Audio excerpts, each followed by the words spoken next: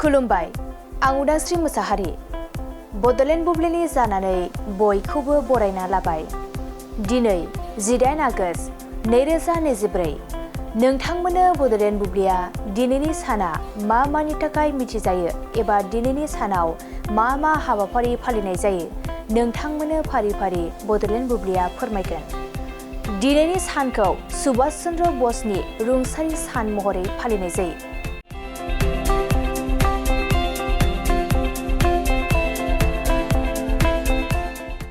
बोसोरफ्रोमबो 18 आगस्टआव भारत हादराव सुभाष चन्द्र बसनि रुंसारि सानखौ फालियो। नेताजी सुभाष चन्द्र बसआ 1945 मायथाइनि 18 आगस्टआव ताइवानाव मोनसे अख्रांनि जाब्रबथायाव रुंसारि जादोंमोन। बिथां नेताजी सुभाष चन्द्र बसआ भारत उदांस्रि सोमावसारनायनि गेजेराव सासे मुंदांखा जोहोलावफोरनि गेजेराव सासेमोन आरो नेताजी महरै मिन्थिजानाय बिथां सुभाष चन्द्र बसआ गावनि गासै जिउआव हादोरनि सिङाव आरो हादोरनि बायजोआव उदांस्रिनि थाखाय दावहा नांबोदोंमोन।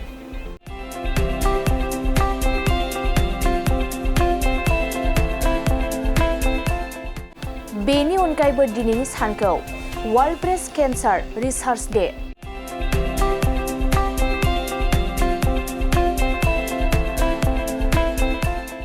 इन्डोनेशिया कन्स्टिटिउशन डे,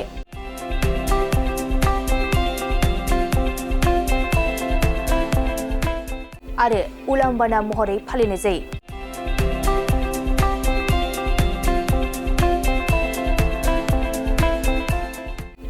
नोंथांमोननो बडलेण्ड बुब्लिया दिनैनि सानाव मा हाबाफारिजों मिथिजायो आरो मा हाबाफारिखौ फालिनाय जायो फोरमायबाय। गोजोन्थों। आं बेयाव दी होनदेरासै दे उलाम्बानाखौ उलाम्बानाल' होनबाय। औ दी होनासै लिरना हरखायाखै। मोनसे फोसावथाय नोंथांमोननि ओनसोलाव सोरबाफोर ड्राग्स एबा फेग्रा मुवाजों नाख्रेबजानानै थानाय सुबुं दं नामा? जुदि नोंथांमोननि ओनसोलाव सोरबाफोर ड्राग्स एबा फेग्रा मुवाजों नाख्रेबजानानै थानाय सुबुं दं अब्ला नोंथांमोननि थाखाय मोनसे मोजां खौरां। ड्राग्स एबा फेग्रा मुवाजों नाख्रेबजानानै थानाय सुबुंफोरखौ फाहामथाय होनो थाखाय नोंथांमोननि गेजेराव लानानै फैदों मोनसे रिभाइभ रिहाबिलिटेसन सेन्टार। जुदि नोंथांनि नखराव आरो नोंथांनि ओनसोलाव सोरबाफोर ड्राग्स एबा फेग्रा मुवाजों नाख्रेबजानानै दं अब्ला नोंथाङा रिभाइभ रिहाबिलिटेसन सेन्टाराव फाहामथाय होफैनो हागोन। मंगलदै 1 नं बामुनपारा दरंआव थानाय रिभाइभ रिहाबिलिटेसन सेन्टाराव नोंथाङा ड्राग्स एबा फेग्रा मुवाजों गोदोसोनानै थानाय सुबुंफोरखौ फाहामथाय होफैनो हागोन।